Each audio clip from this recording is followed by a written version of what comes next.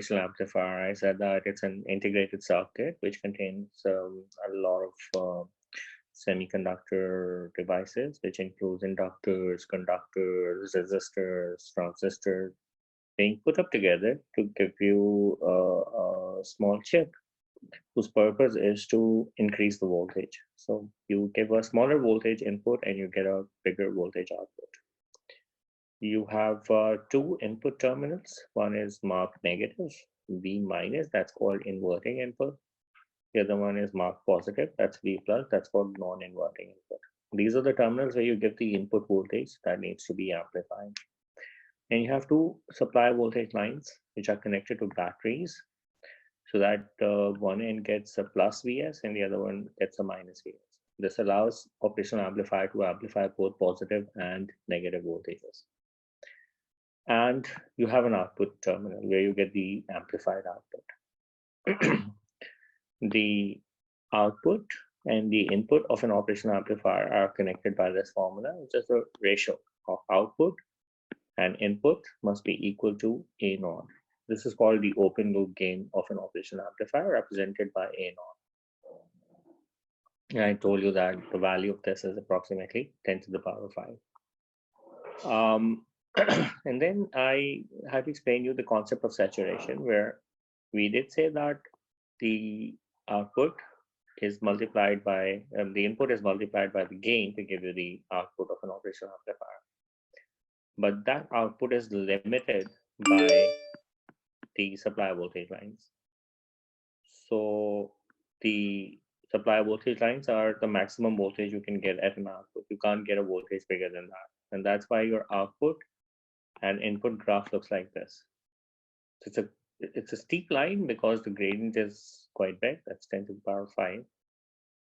But once with that steep line, the output would reach the supply voltage, it'll stop there. It can't go beyond that. So once the output stops at the supply voltage, then we say that the operational amplifier is in the saturated state. So if your output comes out to be lesser than 5, we will take that as the output voltage. But if it comes out to be bigger than 5, then the output voltage would stop at 5, and we'll say that the operational amplifier is being saturated. And then I tried explaining you this graph that we might have anticipated operational amplifier to give an amplified output. So if, let's say, this blue line represents the input to an operational amplifier, and I expect an operational amplifier to have a gain of 2, so this might be something like this might be the output. But that's what I actually sort of anticipated. But the gain is not 2, the gain is not 10, the gain is not 100. The gain is a very, very high value. That's around 10 to the power 5, which is why the operational amplifier never really sort of amplifies the voltage, just goes quickly into the saturation mode, either plus Vs or minus Vs. For a positive input, it will be plus Vs. For a negative input, it will be minus Vs. Basically, we have an operational amplifier, and what we deal with is actually a real operational amplifier. But what we do is that we assume some characteristics of the operational amplifier to our needs, and we call that to be an ideal operational amplifier. It's more like the concept we do in ideal gases. So we approximate certain quantities to make our understanding or make our calculations easier, and we have a certain list of assumptions that's very, very close, not exactly equal, but somehow very close to the realistic behavior. So you have to make a sort of comparison of a real amplifier and what we make as an assumption of ideal operational amplifier. In our syllabus, we will only study ideal operational amplifier. So we will make some certain assumptions. And this is not a new concept for you. You made assumptions for ideal gases, and that made it easier for you to study ideal gases, but you know that all real gases may deviate from the ideal gas. You also must have done the concept of diode, and you must have done the concept of ideal diodes with sort of an assumption that this is how it actually behaves, but real diodes do deviate from that ideal. So the same thing is what we're going to do over here. we're going to study ideal operational amplifiers, and the real operational amplifiers would deviate from that ideal behavior. But that deviation would be very little, and we're going to get good approximations. So I've already told you that inside the operational amplifier, there are many small circuit components. There are hundreds and hundreds of circuit components, but we don't study those circuit components, but those circuit components would produce an overall resistance between the two input terminals and the overall resistance at the output terminal. So the overall resistance at the input terminal is called input impedance, and the overall resistance in the output terminal is called the output impedance. So this is basically the total resistance that appears between the two input terminals, inverting and non-inverting. And output impedance is the total resistance that appears at the output terminal. And the reason we call this impedance and not resistance is because resistance is the term that's used specifically for resistive component. But inside the operational amplifier, there are many different types of components: inductive, capacitive. So because of that, we don't use the term resistance, we use the term impedance. But you just have to keep that in mind, that impedance is something very, very similar to resistance. Operational amplifier, we don't do the internal circuit, but we just do sort of a bit of a concept in terms of like that we do identify that there will be an overall resistance at the input terminal, and there would be an overall resistance at the output terminal. So the overall resistance at the input terminal is called input impedance, and overall resistance at the output terminal is called output impedance. So let's talk about the assumptions that we are making, and let's sort of also make a bit of a comparison of those assumptions with what actually is there, and try and discuss that whether these assumptions are justified or not. Bearing in mind that this is a very, very small circuit component, which works at a voltage of around about 10, 20 maximum volts. 10 or 15 volts is what I've seen maximum across operational amplifiers for the supply voltage lines. So 10 to the power 5 for the gain is a very, very high value.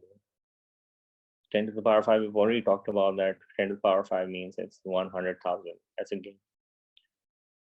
So what we do is that for ideal operational amplifiers, we assume that it's infinite. You know, infinite is a term used for something really large. So compared to the size of the operational amplifier, it's a very large number. So instead of taking 10 to the power 5, we're going to start taking the gain of the operational amplifier to be infinite from here. So we will assume that gain is not 100,000. We will assume that gain is infinite. But yeah, there is a bit of a meaning to it. Meaning in terms of the way, if you might remember that I had said that you put this into the formula and you multiply it by 10 to the power 5 and you get the output voltage. And if it's smaller than the supply voltage, then the voltage will be whatever you get. But if it's bigger than the supply voltage, then it will be the saturated mode and it will be supply voltage, because this operational amplifier cannot have an output of 10 volts or 20 volts. So if you get output as 10 or 20, you will write your answer down as 5 because it will stop at 5. But when we talk about ideal operational amplifier, we will ignore all these possibilities. We will say that the gain is infinity. So anything multiplied by infinity, no matter how small it is, anything multiplied by the infinity would be equal to infinite. So that means V output is equal to infinity times V plus minus V minus. Then we realize that V plus minus V minus, no matter how small it is, the output would always be infinite. But the output can't be infinite. So the output would always be either plus or minus Vs. So we will say that since we only study ideal operational amplifier, so we'd say that this operational amplifier can only be in two possible states of output voltage. Either that's going to be plus Vs or it's going to be minus Vs. So if V plus is bigger, the output is going to be plus Vs. If V minus is bigger, the output is going to be minus Vs. So you, from here onwards, what you're going to do is that you can just remember that, sir, if V plus is bigger than V minus, then V output is going to be plus Vs. And if V minus is bigger than V plus, then V output is going to be minus Vs. And we only assume that operational amplifier only works in saturation mode and no other possibility is there. So guys, yeah, this sort of reconfirms the concept that if I was saying that this line would be slightly slant because of a very, very high gain, then you said, sir, with ideal operational amplifier, it'll be just either shooting vertically up or shooting vertically down. So whatever you see over here as a graph and green curve is exactly what we would be expecting. And realistically, it might be slightly curving and we won't be able to see that curve because it's going to be a very, very steep curve. But ideally, we're just going to make a straight line. Let's come to the next characteristic of the ideal operational amplifier. In fact, there's a very, very high resistance at the input impedance, but that's 10 to the power 5 ohms. But you'd assume that the input impedance is not 10 to the power 5, it's infinity again. Then 10 to the power 5 is again a very, very large number, but you assume that that large number is infinity. Now, you will see that we're gonna later on talk about it, but somehow we will use this as a fact that no current would go in or out of the non-inverting input, or no current would go in or out of the inverting input. That's because the input impedance is very high, and we assume it to be infinite.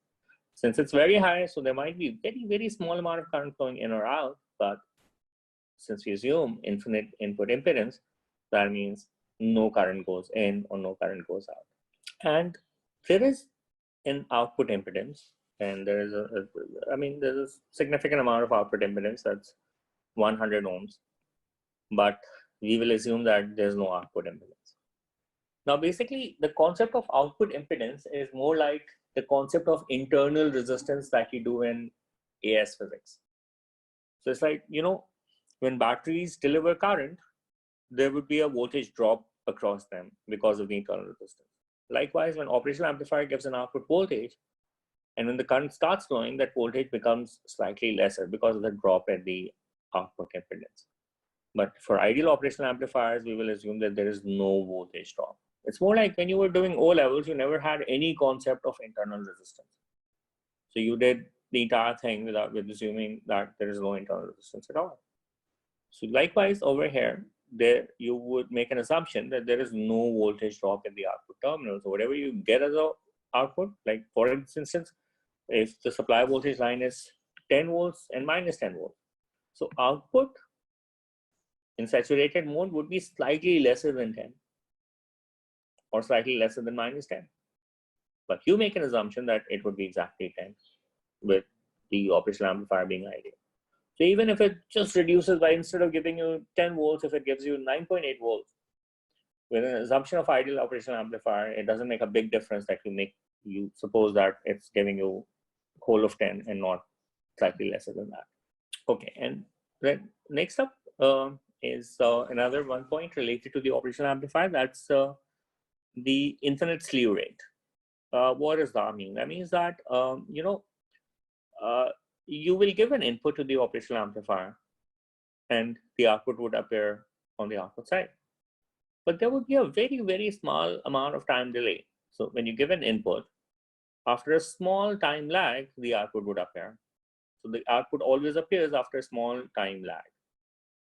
But when we say infinite slew rate, we assume that there's no time lag between input and output. So the moment you give an input, that very moment you'll get the output as well. So infinite slew rate means no delay in input and output. So real operational amplifiers have a slew rate of 10 volts per microseconds. That means to show a change of 10 volts at output, it will require 1 microsecond. You can still see that 1 microsecond is a very, very small time to show a change of 10 volts. But when we talk about ideal operational amplifier, we will assume that there's not even a delay of 1 microsecond. So it's like the moment you have an input change, that very moment the output change would appear as well. So there's no time lag between the change in input and the change in output for ideal operational amplifier. And last thing is infinite bandwidth. So guys, the thing is that we will be talking about the term bandwidth in a bit more detail later on when we do the chapter of telecommunication. But somehow the concept bandwidth is basically associated with the range of frequencies. So for a particular device or for a particular system, bandwidth refers to the range of frequencies it works for. So in fact, a real operational amplifier has a constant gain of 10 to the power 5 for a certain range. And after that, the gain keeps on decreasing. So it doesn't stay to be a constant gain. That's for the real operational amplifier. For ideal operational amplifier, we assume that the gain just stays constant. It doesn't change. So real behavior is what? That for higher frequencies, the gain becomes less than 10 to the power 5. So this is something that I was telling you earlier on, that for ideal operational amplifier, we're just going to assume that if V plus is bigger, then output is plus Vs. If V minus is bigger, then output is going to be minus Vs. And instead of a steep line over here, we're going to just get a vertical line because our outputs are only 3 possible states, either plus Vs, 0, and the input is 0. That is V plus is equal to V minus, or minus Vs when V minus is bigger. And the first one is a comparator circuit. So guys, for the timing, if you don't look at something that's there on the left hand side, and let me just to sort of like make you understand what I'm saying, just let me just erase this thing up. I'm gonna bring this back in. But do you understand that if I look at this particular circuit, then I know that if plus is bigger, then output will be plus Vs. And if minus is bigger, then output is going to be minus Vs.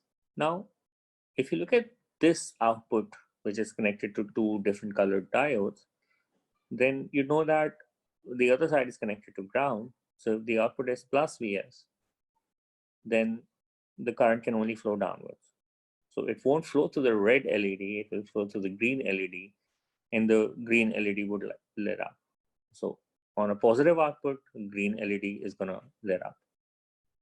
Whereas if minus is bigger and output is going to be negative, then the current cannot flow down. The current would tend to flow up because it flows from high to low potential. So it will flow from 0 to negative. And since this will be reverse bias, then the current will only flow through this diode and the red LED is going to light up. So basically what I'm trying to say is that I would have these indicators to tell me that output is positive or negative. If output is positive, then green LED would go on. If output is negative, then the red LED is going to go on. And also, in case if you're thinking, what are these? So these are just the protective resistors. You know that diodes have negligible resistance. So if you don't put a resistor, then it will be more like a short circuit. A lot of current is going to flow and going to heat up. So that's why you put these 2 protective resistors over here. Now, let's look at the entire circuit, guys. So basically what happens is that you connect the non-inverting input to one potential divider circuit, and you connect the inverting input to another potential divider circuit, in which you have a thermistor connected over here, which is a temperature-dependent resistor. It could be replaced by any other input transducer. So basically what happens is that this will detect a temperature change, and that will determine what the output is going to be like. Guys, I would also want you to understand that as the total V is divided between these 2 resistors, so the voltage that appears at V plus is going to be this minus voltage of this, or this plus voltage of this. So I mean, it's simpler. Adding 0 to this voltage will give me just this voltage. So we can just make note of this particular point, that this input voltage would be equal to the voltage across this resistor, and this input voltage would be equal to voltage across this resistor. But I just want to repeat it in terms of the way that supposedly this is 10 volts, and this is 8, and this is 2. So the voltage at this point would be 10 minus 8, which is 2, or 0 plus 2, which is 2. So it's easier for me to say that it's directly this volt, which is 2 volts. Or if you'd say that, sir, this is 4 volts and this is 6 volts. So the inverting input would be 10 minus 4, which is a longer way to come to this point. 10 minus 4 is 6, or 0 plus 6, which is directly 6. So that's why we would just look at the below resistor that's connected to ground, and we can directly say that the voltage across inverting is 6 volts and the voltage across non-inverting is 2.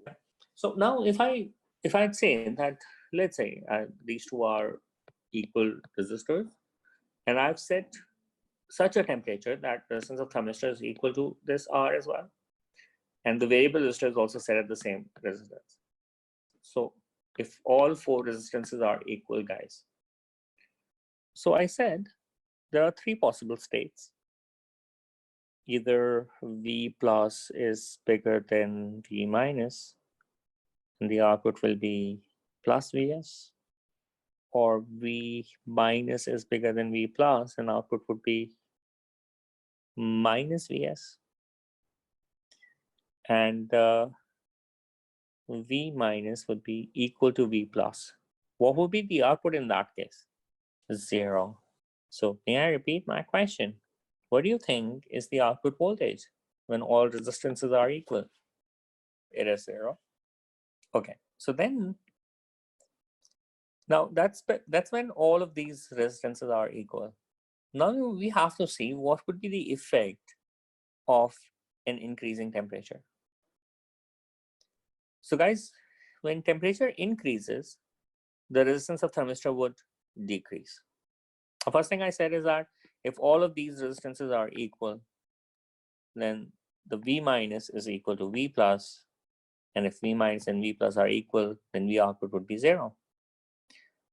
Now when the temperature increases, the resistance of thermistor would decrease. The resistance of thermistor would decrease, so that means the voltage across thermistor would decrease as well. And if the voltage of thermistor decreases, then because the total voltage is divided in series between these two resistors, if thermistor gets a smaller voltage at higher temperature, then this voltage will increase. That will cause V minus to become more. So increasing temperature means V minus would become more, and the V output would be equal to minus Vs. That will be this voltage appearing over here. And the red LED is going to switch on. And if the temperature decreases, then the resistance of thermistor would increase. This will take more voltage. There will be lesser voltage across R. And if there would be lesser voltage across R, there will be a smaller V minus and there would be a bigger V plus that will cause green LED to go on. So this circuit could be a bit of a temperature monitoring tool, which will tell me that when temperature becomes higher, the red LED is going to go on. So it would be more visual to me. I'd be able to see it. And when temperature goes lower, the green LED would go on. So I would be able to monitor temperature with the help of this particular circuit with these two LEDs connected to it. So that's what the purpose of the comparator circuit is. That at the output, you'll be able to see that if temperature is above a certain value or the temperature is below a certain value. And let's say you would not want to monitor by looking at lights. So what you could do is that you can replace these two resistors by two different sound of alarms. So if temperature is higher, then one alarm would go on. And if the temperature is lower, then the other alarm is going to go on. And guys, this variable resistor is more like a thermostat. So if you would increase this resistance, then the switching will take place at the higher resistance of thermistor, and that means at a lower temperature. So by changing this resistor, you can change the temperature at which the switching will take place. So this becomes more of a thermostat of the circuit where you can control the temperature at which the switching of the two LEDs is gonna take place. A relay switch, and you would have done that back in O-level, that in a relay switch, it's a magnetic switch. So you have a small circuit and you have a bigger circuit that needs to be switched on. And you switch on the small circuit yourself, and it gets magnetized, and the pivoted iron lever gets attracted to the electromagnet, and that will push the switch of the bigger circuit, and this bigger circuit switches on. In case if you're wondering that why wouldn't you want to switch on the bigger circuit directly, it's because um, the bigger circuit has a larger current flowing in it, and to switch it on directly, you would have to come close to the electrical sparks that would form at this particular switch. So guys, I mean, like for instance, you talk about the car ignition system, they have these relay switches in them. So the switch you switch on is just a magnetic switch, but that switches on the huge engine of the car. So yeah, I mean, for this particular circuit, I mean, we are using relay switch over here as well. And as I said, it's a more practical circuit as compared to the previous circuit where we were just monitoring or seeing that the temperature is becoming more or less. I could replace the thermistor by LDR, and I could monitor the increase or decrease in light intensity. But this is more of a switching circuit, which we use in various electrical appliances. Or maybe you could say that this is an exact application of what we use inside the air conditioner. You might have noticed that the air conditioner, if you put it at a particular temperature, then it just goes on and off itself. So they have these kind of relay switches inside, which will keep on switching on and off the compressor motor. So the compressor motor goes on and the temperature becomes high, and goes off and the temperature becomes low, so that it doesn't make you feel too cold or too hot. So basically what happens is that, again, it's a similar kind of a circuit. If you say that, sir, temperature, let's say, becomes more. If temperature becomes more, the resistance of the thermistor would become less. And if at higher temperature, if resistance of thermistor is lesser, then it will take smaller voltage, and this voltage will become bigger. So if V plus is bigger, then the output become plus Vs. And if the output become plus Vs, then the diode D1 becomes forward biased, and the current would start flowing through it. The relay switch is going to get activated. It will switch on the bigger circuit, and the compressor motor will go on. So that's how, as the temperature becomes more, the output becomes positive, the diode becomes forward biased, and it will switch on the compressor motor. Whereas when the temperature becomes too low, then the resistance of the thermistor would increase, and that will cause V minus to become more. And the diode would be reverse biased, and the relay switch is going to get switched off. So that's how continuously the relay switch is going to keep on getting switched on and off itself while monitoring the temperature. So this is, as I was telling you, this is the exact circuit that is being used inside the air conditioners. So, and the other thing you need to understand is that there's another diode connected over here. Examiner can ask you, why do you connect this particular diode? Not a very, I mean, this diode has nothing to do with the working of the circuit. It's just that what you need to understand is that whenever the relay switch gets off, that can create a back EMF, and that can drive the current back into the operational amplifier, which can damage the operational amplifier. So this diode is just an alternate path for the current to flow and for the charges to become neutralized. So when the relay switch switches off, a back EMF generates, and that causes the current to flow through D2, and that prevents a large current to be flowing back into the operational amplifier.